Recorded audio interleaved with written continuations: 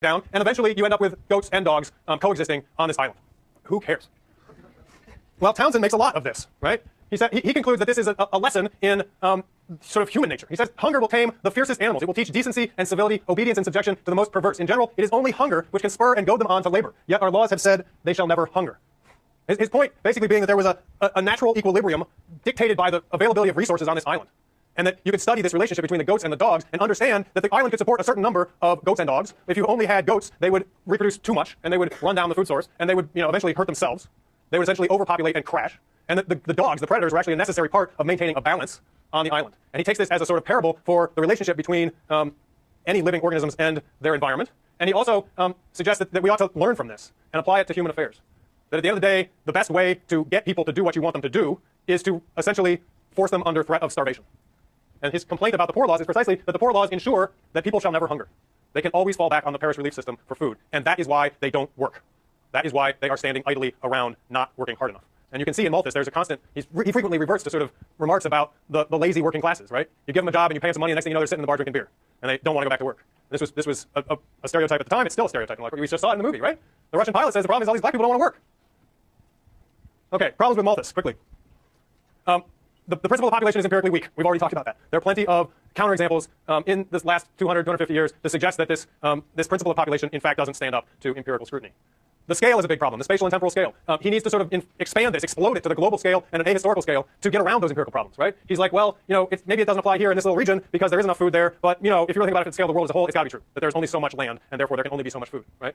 He's essentially mixing and matching. He's taking something at a global scale, abstracted completely from history, space and time alike, and he's then collapsing it all the way down to say, therefore, you shouldn't give this person food, right? Giving them food will only exacerbate the problem by keeping more people alive and allowing them to reproduce. It will make the problem worse rather than solving the problem. Universal versus particular is another way of expressing that issue of collapsing scales. Morality versus law, he's articulating these things as laws of the market, as rooted in natural law. He's essentially conflating these obviously true statements, like people need food, which looks like a natural law, with the laws that he sees in the functioning of the market, and suggesting that those laws are equally natural, and therefore we can do nothing about them, and therefore your moral qualms about letting people starve are basically trumped, overridden by laws of nature that no one can dispute. Propaganda versus science, again, that would, he's articulating these things as issues of science and trying to draw on the notion that scientific truth is somehow objective and beyond anybody's dispute, right?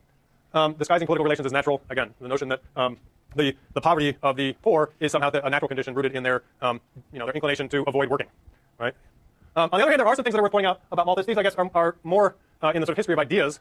He stands out. You notice in the very opening pages of his little thing about an ostrich. Remember that? He says a man may tell me that he believes that humans are turning into ostriches, but I'm not going to believe him unless he can show me some evidence, show me some signs that this is actually happening on the ground. Otherwise, forget it. I'm just going to write it off. Well, he marshaled for his time, for the point in time he was working. He marshaled a significant amount of empirical evidence, data about wages, data about agricultural production, data about population, and he tried to mobilize those empirical information, that data, to inform thinking about what we should do about these important issues of the day, policies of the day. In that sense, he in many ways anticipates the formation of social science as a discipline, right? And he is concerned with social reality. He's raising a bunch of questions about how you do this and why it's a valuable endeavor that I think are worth noticing and giving him some credit for, if only because few people had done it before. He recognized inequalities. He claims to be concerned about them, and the biases of class society. I mean, he lived some of these biases, right? He was the son of a gentleman. He was caught up in these debates of his day, and he certainly could see that there were a lot of injustices, and he was interested in he at least pays lip service to the idea that we ought to do something about them. And he finally had genuine, if convoluted, insights into the market economy. My conclusion for Malthus for now, anyway, would be his real argument was for the creation of a national labor market in Britain.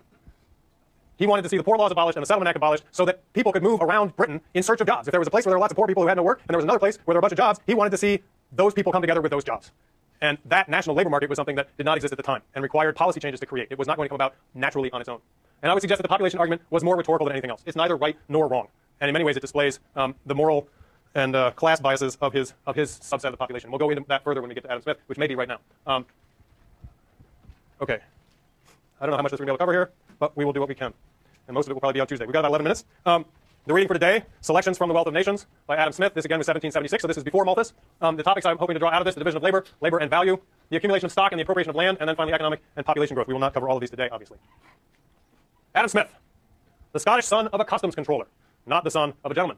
Educated at the University of Glasgow and Oxford, professor of moral philosophy at Glasgow from 1751 to 63. In 1759, he published a book, The Theory of Moral Sentiments. So 17 years before Wealth of Nations.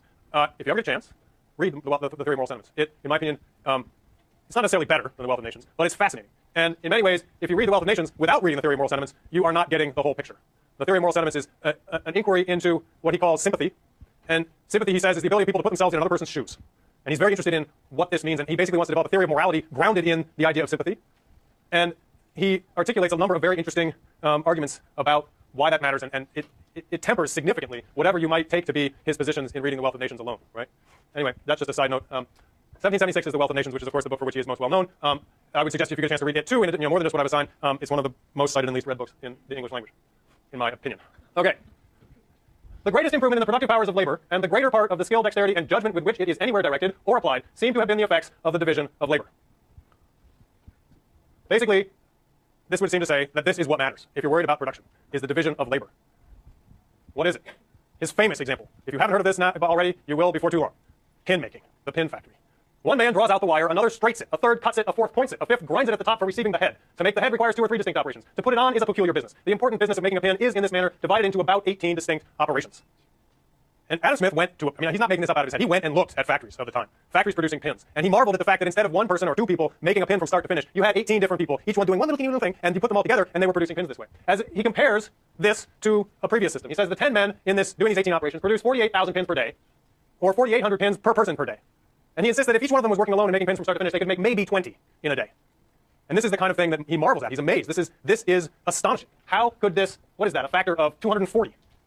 240 times more productive per person day than a system that would otherwise be the same but involves just a different distribution of the tasks, right? The division of labor, so far as it can be introduced, occasions in every art a proportional increase of the productive powers of labor. Maybe he should have said a disproportional, right? An outsized increase. This, he says, leads to industry and improvement. Now, economies of scale, this is the term we use to describe this phenomenon, right? And I'm sure you've heard of it, and it makes a certain logical sense. Perhaps it's just a second, it goes without saying that these things exist. But it's actually, when you think about it, rather mysterious why this should be the case. He offers 3 explanations for how economies of scale work, 3 different circumstances that contribute to this enormous increase in production. The increase of dexterity in every particular workman, right? You get one task that you do many times, and you get good at it. The saving of the time which is commonly lost in passing from one species of work to another. So there's no time lost in moving from straightening the pin to grinding the head. Each person these are separate tasks. The straightener just straightens, never has to stop and change what he's doing. And this eliminates unused time, so to speak. The invention of a great number of machines which facilitate and abridge labor and enable one man to do the work of many. So that would just be technological improvement, right? Reduction in the amount of labor required to do a single task. What causes the division of labor?